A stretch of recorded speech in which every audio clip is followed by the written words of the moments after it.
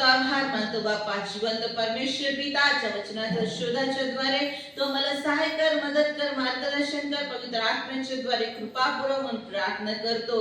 प्रभू, जे शिकणं मला गरजेचं आहे ते शिकण्यासाठी सहाय कर. सर्व काही तुमच्या हातात देतो, ख्रिस्त येशू मध्ये मागतो म्हणून ऐका स्वर्गीय पिता. आमेन आमेन. आजचा शास्त्र भाग आम्हाला प्रेषितांची कृत्ये याचा 22वा अध्याय 1 ते 30 वचनामध्ये पाहायचा आहे. शास्त्र भाग आहे प्रेषितांची कृत्ये 22वा अध्याय 1 ते 30 वचन. आणि आजचं जे पाठांतराचं वचन आहे 22 अध्याय 13 आणि 14 वचन. प्रेषितांची कृत्ये याचा 22वा अध्याय याचा 13 आणि 14 वचन. 13 आणि 14 वचन पहा. तो माझ्याकडे आला व जवळ उभा राहून मला म्हणाला, शौल भाऊ इकडे पहा. तत्क्षणीच मी त्याच्याकडे वर पाहिले, मग तो म्हणाला, आपल्या पूर्वजांच्या देवाने तुझ्या संबंधाने ठरवले आहे की त्याची इच्छा काय आहे हे तू समजून घ्यावे आणि त्या नीतिमान पुरुषाला पाहावे व त्याच्या तोंडची वाणी ऐकावी. प्रेषितांची कृत्ये 22वा अध्याय 13 आणि 14 वचन. तो माझ्याकडे आला, तो माझ्याकडे आला. आजचा या शास्त्र भागाचा विषय आहे पौलाच्या परिवर्तनाची साक्ष. पौलाच्या परिवर्तनाची साक्ष. आम्ही आमच्या जीवनामध्ये जे परिवर्तन प्रभू येशू ख्रिस्ताला स्वीकारल्यानंतर झालेलं आहे त्याची साक्ष देण्यासाठी कायम प्रत्येक परिस्थितीमध्ये प्रत्येक ठिकाणी कसं प्रकारे तयार असलं पाहिजे याच्याविषयी हा शास्त्र भाग सांगत आहे. म्हणजे ख्रिस्ताविषयीची एक मजबूत आणि भक्कम साक्ष आम्ही टिकवून ठेवायला पाहिजे. आमच्यातल्या प्रत्येकाच्या जीवनामध्ये एक अद्भुत साक्ष घडलेली आहे, ज्या साक्षीच्या द्वारे आम्ही पूर्वी जगामध्ये होतो परंतु आता प्रभू येशू ख्रिस्ताकडे आम्ही वळलेले आहोत. ही जी परिवर्तनाची साक्ष आहे ती प्रत्येक व्यक्तीनं ही मजबूत करून ठेवली पाहिजे, ती स्थिर करून ठेवली पाहिजे. आपल्या मनामध्ये हृदयामध्ये ती बिंबवून ठेवली पाहिजे, ठसवून ठेवली पाहिजे आणि तिची कायम आठवण करायला पाहिजे. आणि ज्या ज्यावेळी आपल्याला संधी मिळेल, ज्या ज्यावेळी आपल्याला प्रसंग उपलब्ध होईल त्या त्यावेळी आम्ही ही आमची परिवर्तनाची साक्ष देण्यासाठी तयार असायला पाहिजे. आम्ही 3 मुद्द्यामध्ये ही गोष्ट बघूया. पहिला मुद्दा आहे पौलाची पार्श्वभूमी आणि पूर्व वृत्तांत. पौलाची पार्श्वभूमी आणि पूर्व वृत्तांत. प्रेषितांची कृत्ये 22वा अध्याय 1 ते 5 वचन वाचूयात. बंधुजन हो व वडील मंडळीनो, मी जे आता तुम्हाला प्रत्युत्तर करतो ते ऐका. तो आपणा बरोबर इब्री भाषेत बोलत आहे. हे ऐकून ते अधिक शांत झाले. मग त्याने म्हटले, मी यहुदी आहे. माझा जन्म किलिकियातील तार्स नगरात झाला आणि मी या शहरात गमलिएलाच्या चरणाजवळ लहानाचा मोठा होऊन माझा वाढ वडिलांच्या नियमशास्त्राचे शिक्षण कळकळीत रीतीने मिळाले. आणि जसे तुम्ही सर्व आज देवाविषयी आवेशी आहात तसा मीही होतो. पुरुष व स्त्रिया यांना बांधून तुरुंगात घालून देहांत शिक्षा देऊन सुद्धा मी या पंथाचा पाठलाग केला. त्याविषयी प्रमुख याजक व सगळा वडील वर्गही माझा साक्षी आहे. मी त्यांच्यापासून बंधुजनास पत्रे घेऊन दिमिश्कास चाललो होतो यासाठी की जे तेथे होते त्यांनाही बांधून यरूशलेमेत शासन करावयास आणावे. म्हणजे तो आपल्या विषयीची साक्ष सांगत असताना तो पूर्वी काय होता, काय करत होता याच्याविषयी थोडक्यात लोकांसमोर मांडत आहे सविस्तररित्या. आणि बघा, तो इब्री भाषेत म्हणजे समोरच्याच्या त्या भाषेमध्ये बोलत आहे. म्हणजे उदाहरणार्थ जर आम्हाला आमच्या विषयीची गोष्ट सांगायची असेल, मला मराठी भाषा येते तर समोरच्याला मराठी भाषा येत असेल आणि मी मराठीत बोललो तरच त्याला ती भाषा समजणार आहे. परंतु समोरच्याला जर भाषा ती येत नाही आणि मी मात्र मराठीमध्येच बोलायला सुरुवात केली तर त्या व्यक्तीला काहीही कळणार नाही. म्हणून आम्ही ही गोष्टची खबरदारी घेतली पाहिजे की खरोखर मी अशा भाषेमध्ये सांगत आहे का की त्या भाषेमध्ये समोरच्या व्यक्तीला खरोखर ती गोष्ट किंवा माझ्या विषयीच्या जीवनातल्या गोष्टी त्याला कळत आहेत. ह्या गोष्टीची खबरदारी आम्हाला घेणं गरजेचं आहे. आणि सांगत असताना ख्रिस्तानं आपल्या जीवनात काय केलं आहे आणि ख्रिस्त आमच्या जीवनात येण्यापूर्वी माझं जीवन काय करत होतं याच्याविषयी आम्हाला थोडक्यामध्ये सांगायचं आहे. हे 5 वचनामध्ये पौल स्वतः पूर्वी काय होता, त्याची पार्श्वभूमी कशी होती याच्याविषयी तो सांगत आहे. तो म्हणतो की मी पूर्वी निंदा करणारा होतो, निंदक होतो, छळ करणारा होतो, देवाविषयी अवेशी होतो. आणि मग त्यानंतर होणारी गोष्ट तो त्याच्या जीवनामधून सांगत आहे. आम्ही सुवार्ता सांगत असताना विश्वासानं सांगितली पाहिजे. सुवार्ता सांगत असताना आम्ही जबाबदारीने सांगितले पाहिजे. बघा, आम्ही ज्यांना सुवार्ता सांगतो ती प्रत्येक व्यक्ती आम्हाला प्रतिसाद देईल असं नाहीच, किंवा ज्यांना मी सुवार्ता सांगितलेली आहे खरोखर ती लगेच विश्वास ठेवून देवाकडे वळेल असं होणार नाही. परंतु आम्ही आमची जबाबदारी तो व्यक्ती ऐकून विश्वास ठेवो अगर न ठेवो, माझी वैयक्तिक जबाबदारी आहे की जे देवानं माझ्या जीवनामध्ये केलेले आहे त्याची साक्ष मी विश्वासानं सांगणे आणि जबाबदारीनं सांगणे.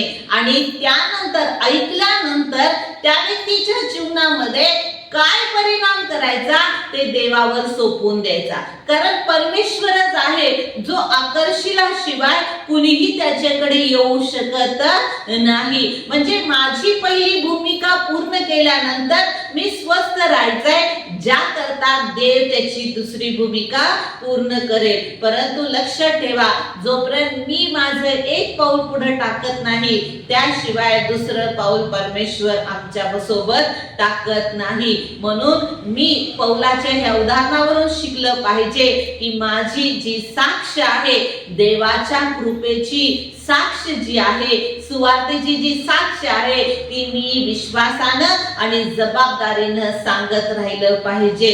त्याचा परिणाम काय होईल याचा विचार न करता, किंवा लोक ऐकतात परंतु येत नाहीत, विश्वास ठेवत नाहीत म्हणून निराश होऊन आमचं सांगणं न थांबवता आम्ही जबाबदारीनं ते नेहमी सांगतच राहिलं पाहिजे. दुसरा मुद्दा आम्हाला शिकवतो यामध्ये पौलाचे परिवर्तन आणि बाप्तिस्मा. पौलाचे परिवर्तन आणि बाप्तिस्मा, वचन 6 पासून 16 पर्यंत. प्रेषितांची कृत्ये 22वा अध्याय वचन 6 पासून 16 पर्यंत.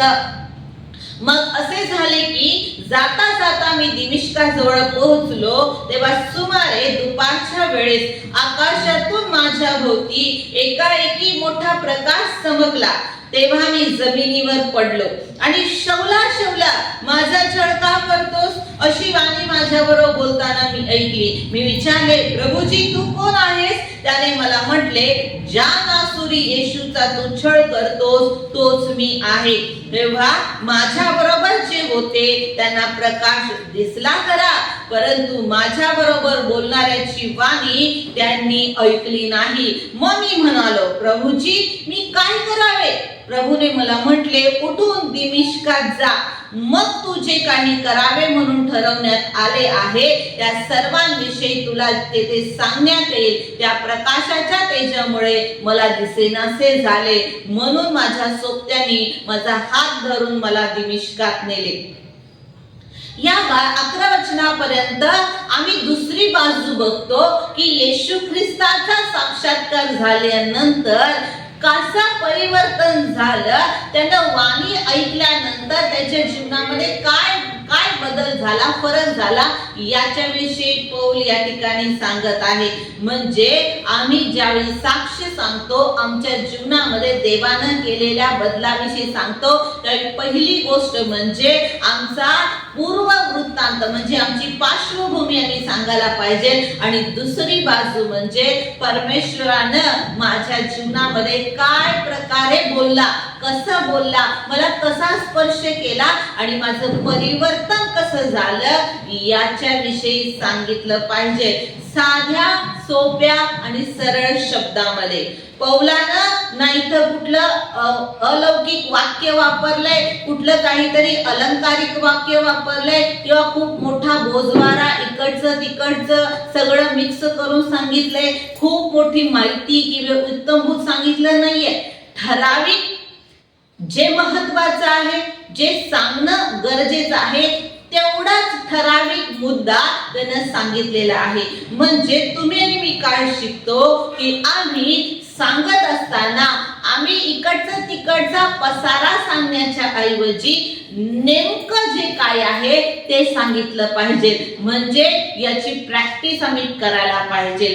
जसं पौलाच्या जीवनामध्ये घडलं तसंच आमच्या जीवनामध्ये घडलं असेल असं नाहीये. प्रत्येकाचं परिवर्तन वेगवेगळ्या पद्धतीनं परमेश्वरानं केलेलं आहे. प्रत्येकाची पार्श्वभूमी वेगवेगळी आहे, प्रत्येकाचा इतिहास वेगवेगळा आहे आणि प्रभूनं स्पर्श केला तो प्रसंग देखील वेगवेगळा आहे. म्हणून प्रत्येकानं याचा सराव, याचं शिक्षण स्वतःमध्ये प्रॅक्टिस करत राहिलं पाहिजे की मला जर साक्ष सांगण्याची संधी मिळाली तर मला थोडक्यात स्पष्ट शब्दामध्ये सरळ आणि ठराविक मुद्द्यामध्ये कशी मांडता येईल याच्याविषयी मी स्वतःला तयारी करणं गरजेचं आहे.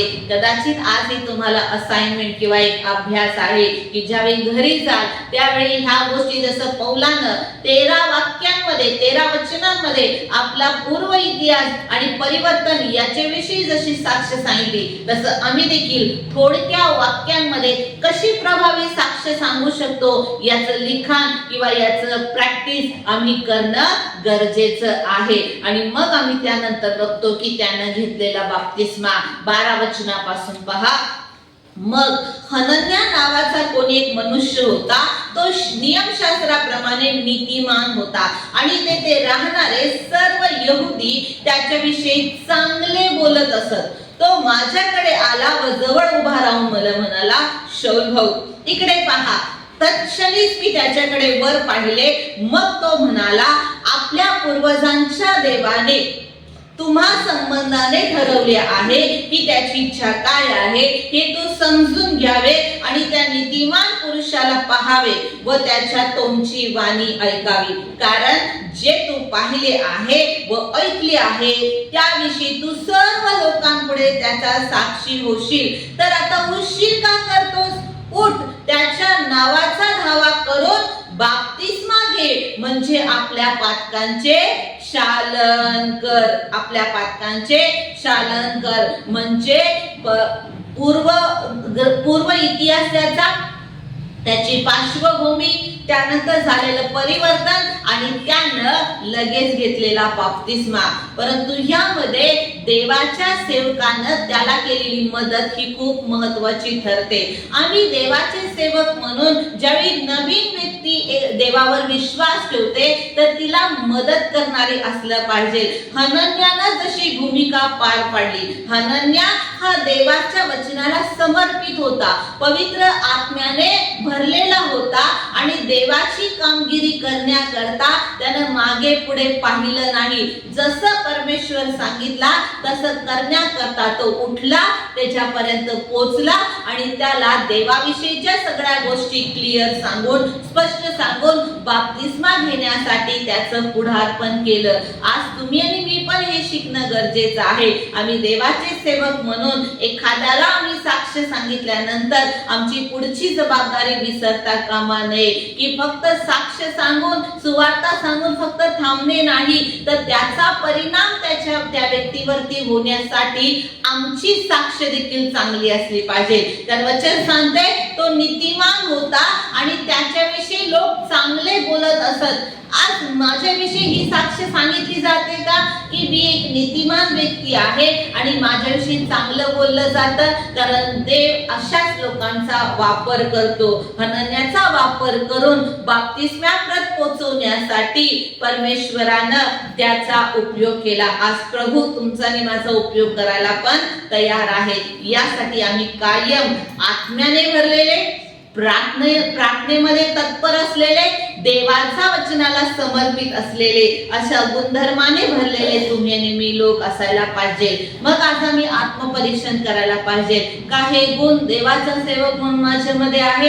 पहिलं, माझी साक्ष मला स्वतःला सांगता येते का व्यवस्थित. त्यानंतर पवित्र आत्म्याचे सामर्थ्य माझ्यामध्ये भरलेलं आहे का. खरोखर मी प्रार्थनाशील व्यक्ती आहे का. एक नीतिमान चांगला व्यक्ती म्हणून माझी साक्ष आहे का. आणि देवाच्या वचनाप्रती मी संपूर्ण समर्पण केलेलं आहे का. प्रभू तुम्हाला आणि मला मदत करो येशूच्या नावामध्ये. तिसरी गोष्ट मला पाहायची आहे ती म्हणजे परराष्ट्रीय लोकांसाठी असलेल्या आपल्या कार्याविषयी पौलाची साक्ष. त्यानं परराष्ट्रीयांविषयी जी साक्ष दिलेली आहे त्याच्याविषयी आम्ही पाहतो. प्रेषितांची कृत्ये याचा 22वा अध्याय 17 ते 30 वचनापर्यंत जर तुम्ही वाचलात तर या ठिकाणी त्यानं जे कार्य परमेश्वरानं त्याला सोपवलं ते कार्य कशा पद्धतीनं त्यानं केलं त्याचा थोडक्यात अहवाल, त्याचा रिपोर्ट परमेश्वरासमोर आणि लोकांसमोर त्यानं सादर केलेला आहे. बघा वचन 17 मध्ये, मग असे झाले की मी यरूशलेम माघारे आल्यावर मंदिरात प्रार्थना करीत असता माझे देहभान सुटले. तेव्हा मी त्याला पाहिले. तो मला म्हणाला, त्वरा कर, यरूशलेमेतून लवकर निघून जा, कारण तू माझ्याविषयी दिलेली साक्ष ते मान्य करणार नाही. तेव्हा मी म्हणालो, प्रभू, त्यांना ठाऊक आहे की तुझ्यावर विश्वास ठेवणाऱ्यांना मी बंदीत टाकून प्रत्येक सभासनात त्यांना मारहाण करीत असे. तुझा साक्षी स्टेफन याचा रक्तपात झाला तेव्हा मी स्वतः जवळ उभा राहून मान्यता दर्शवित होतो आणि त्याचा घात करणाऱ्यांची वस्त्रे सांभाळीत होतो. तेव्हा त्याने मला सांगितले, जा, मी तुला परराष्ट्रीयांकडे दूत म्हणून दूर पाठवतो. परमेश्वराकडे एक दूत म्हणून दूर जाऊन त्या लोकांपर्यंत पोहोचवण्याची जबाबदारी दिली. आज तुम्ही आणि मी पौलाला जशी जबाबदारी दिली, पहिलं त्याचा पूर्व इतिहास, त्याच्यानंतर त्याचं झालेलं परिवर्तन आणि त्याच्यानंतर त्याला मिळालेली जबाबदारी. बघा, हे सिक्वेन्स आम्ही लक्षात ठेवायला पाहिजे. एखाद्या व्यक्तीचं ज्यावेळी तो कबुली देतो, कबुली दिल्यानंतर तो सोडून देतो, सोडून दिल्यानंतर त्याला नवीन जन्माचा अनुभव येतो, त्यानंतर तो बप्तिस्मा घेतो आणि तिथंच थांबत नाही, तर त्यानंतर देवानं दिलेली जबाबदारी पूर्ण करण्यासाठी तो तत्पर राहतो. जेव्हा आम्ही पवित्र आत्म्याच्या मार्गदर्शनावरती अवलंबून असतो तेव्हा कितीही तीव्र विरोध झाला, कितीही छळ झाला, कितीही धमक्या मिळाल्या, तरी पण त्या परिस्थितीमध्ये देखील देवाच्या सेवेची संधी आम्ही नाकारत नाही किंवा सोडत नाही. पौल त्याच्या जीवनातून आम्हाला हे शिकवतो, जर परमेश्वर माझ्या पक्षाचा आहे तर माझा विरोधी कोण. म्हणून देवानं जे काम तुम्हाला दिलेलं आहे ते काम करत असताना तुम्हाला त्रास होतोय का, तुमचा छळ होतोय का, तुम्हाला विरोध होतोय का, तुम्हाला काही प्रकारच्या अपमानाला, निंदेला सामोरं जावं लागत आहे का, प्रभूला धन्यवाद करा. कारण या सगळ्या परिस्थितीमध्ये जर पौल समर्पित राहिला आणि पौला बरोबर परमेश्वर होता तर तुमच्या बरोबर पण परमेश्वर आहे. देव तुम्हाला आणि मला मदत करो, त्याच्या कार्यासाठी उभा करो येशूच्या नावामध्ये. आज आम्ही या सगळ्या ह्याच्यातून आम्ही शिकलो की आमची प्रभावी साक्ष असणं गरजेचे आहे. आम्ही नियमित साक्ष सांगणारे असलं पाहिजे. आम्ही पवित्र आत्म्याच्या मार्गदर्शनावरती अवलंबून पाहिजे आणि आमचं खरं असलेलं परिवर्तन हे दिसणार असायला पाहिजे. परमेश्वर या सर्व वचनाच्या द्वारे तुम्हाला आणि मला आशीर्वादित करो येशूच्या नावामध्ये. या मी प्रार्थना करूया. स्वर्गातील पिता, आम्ही तुला धन्यवाद करतो बापा, आजच्या पौलाच्या परिवर्तनाच्या साक्षीवरून तुम्ही आम्हाला जे शिकवलात त्याबद्दल धन्यवाद करतो. परमेश्वर पिता, या सगळ्या गोष्टी शिकत असताना तो आम्हाला मदत कर, पवित्र आत्म्याच्या मार्गदर्शनाने चालव प्रभू. आमचं खरं परिवर्तन आम्हाला कळण्याकरता, त्याची साक्ष आमची सरावात असण्याकरता सतत प्रभू प्रसंग मिळेल, संधी मिळेल त्यावेळी आम्हाला सांगण्याकरता आणि तुझ्या कामामध्ये कायम तत्पर राहण्यासाठी तो आम्हाला मदत कर म्हणून मी प्रार्थना करतो. सर्व गोष्टीबद्दल आभार मानतो. आशीर्वादित केला त्याबद्दल धन्यवाद करतो. येशूच्या महान नावात ही प्रार्थना करतो म्हणून ऐका स्वर्गीय पिता. आमेन, आमेन, आमेन.